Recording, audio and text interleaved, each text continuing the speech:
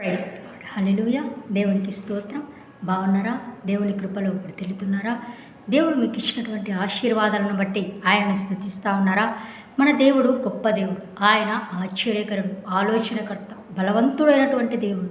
మనము ఎటువంటి పరిస్థితుల్లో ఉన్నా కూడా యేసయ్యకు మొరపెట్టినట్లయితే ఆయన సమస్తమును మనకు ధారాళంగా దయచేయడమే కాకుండా మన అవసరతలన్నీ కూడా ఆయన తీర్చగల సమర్థుడై ఉన్నాడు.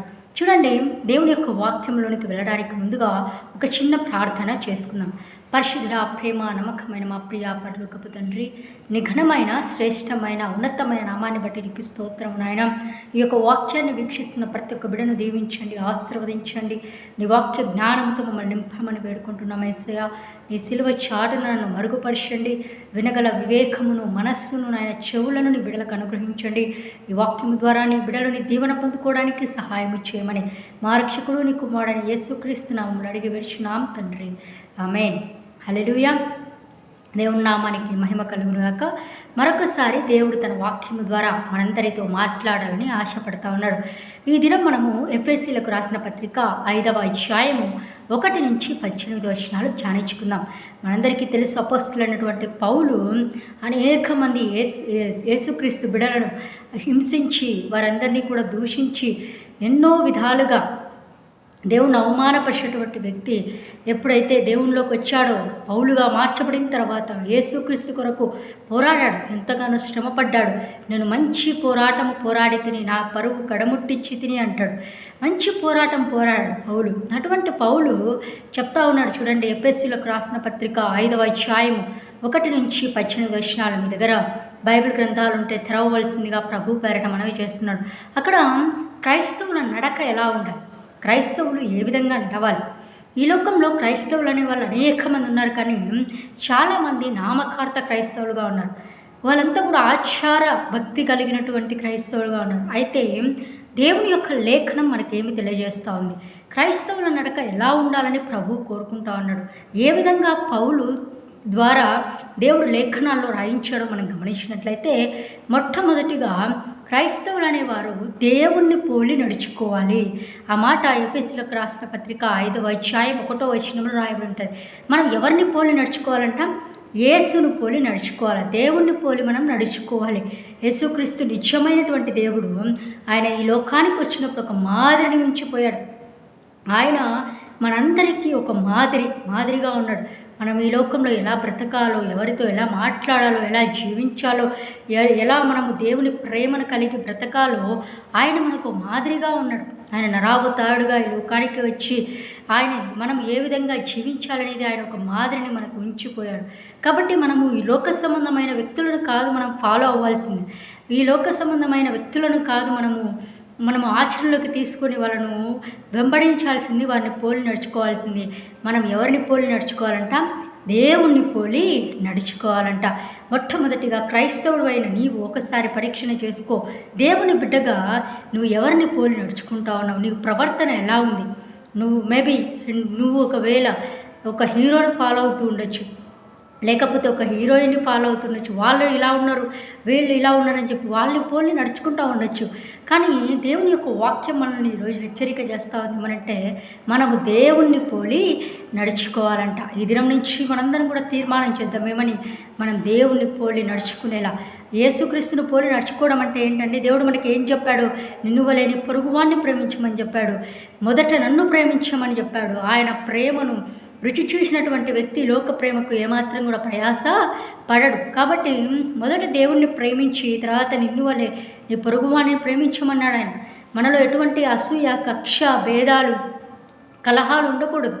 మనలో దయాళుత్వం ఉండాలి, మనలో మంచితనం ఉండాలి, మనం ఆత్మఫలము ఫలించాలని గలతీలకు రాసిన పత్రిక 5వ అధ్యాయంలో చూస్తాం. కాబట్టి మనము క్రైస్తవులమైన మనము ఈ లోకంలో జీవిస్తూ ఉన్నప్పుడు బహు జాగ్రత్త కలిగి మన ప్రవర్తన అంతా కూడా ఆయన అధికారం క్రిందికి ఒప్పుకోవాలి. మన నోటి మాటలను, మన హృదయ ధ్యానమును ఆయనకు అంగీకారములుగా ఉండాలి. కాబట్టి ఆ విధంగా మనము నడుచుకోవాలని ప్రభువు కోరుకుంటా ఉన్నాడు. అంతేకాకుండా మనం చూసినట్లయితే రెండవది, ప్రేమ కలిగి నడుచుకోవాలంట. మనం క్రైస్తవులుగా ఏమి కలిగి నడుచుకోవాలంట? ప్రేమ కలిగి నడుచుకోవాలంట.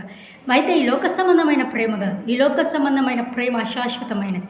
ఒక టీనేజర్స్ మధ్య లేకపోతే ఒక భార్యాభర్తల మధ్య ఉన్న ప్రేమ, ఈ లోక సంబంధమైన ప్రేమ ఏదో ఒక రోజు మనకి అది గతించిపోవచ్చు. కానీ యేసుక్రీస్తు యొక్క ప్రేమ శాశ్వతమైనది. ఆయనను ఒక్కసారి ఆయన ప్రేమను మనం రుచి చూసినట్లయితే మనం ఇక ఏ ప్రేమకి కూడా మనము దాసులము కాము. కాబట్టి ఆయన ప్రాణం ఇచ్చినంతగా మనం ప్రేమించాడు. ఆయన మన కోసం తన ప్రాణాన్నే పెట్టాడు. అంతేకాకుండా తన అమూల్యమైన నిష్కల్మష్యమైన రక్తాన్ని మనందరి కోసం చిందించాడు. నిన్ను నన్ను ప్రేమించాడు కాబట్టి లోకానికి నరావతారుడుగా వచ్చి ఆ శిలువలో మరణించి తిరిగి పునరుత్థానుడయ్యాడు. పాపములో బతుకుతున్న మనల్ని నిత్య జీవానికి వారసుడిగా చేశాడు. కాబట్టి మొదట మనము ఏమి చేయాలంటే, మొదట మనము దేవుణ్ణి పోలి నడుచుకోవాలి. రెండవదిగా మనము దేవుని ప్రేమ కలిగి ఉండాలి. ఆయన ప్రేమలో స్వార్థం లేదు. మనము కొరింథీయులకు రాసిన పత్రికలో చూస్తాం కదా, 13వ అధ్యాయంలో దేవుని ప్రేమ ఎలా ఉంటుంది? అది డంబంగా ప్రవర్తింపదు, అది అమర్యాదగా నడుచుకున్నది. అంతేకాకుండా దేవుని ప్రేమలో స్వార్థము లేదు. ఆ విధంగా మనము ప్రేమ కలిగి జీవించాలని ప్రభువు కోరుకుంటా ఉన్నాడు.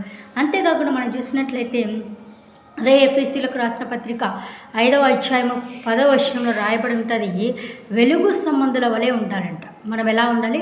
చీకటి సంబంధుల వలె మనం ఉండకూడదు. మనం ఎలా ఉండాలంట? వెలుగు సంబంధుల వలె ఉండాలి. మనము వెలుగు సంబంధుల వలె ఉండడం అంటే ఏంటిది?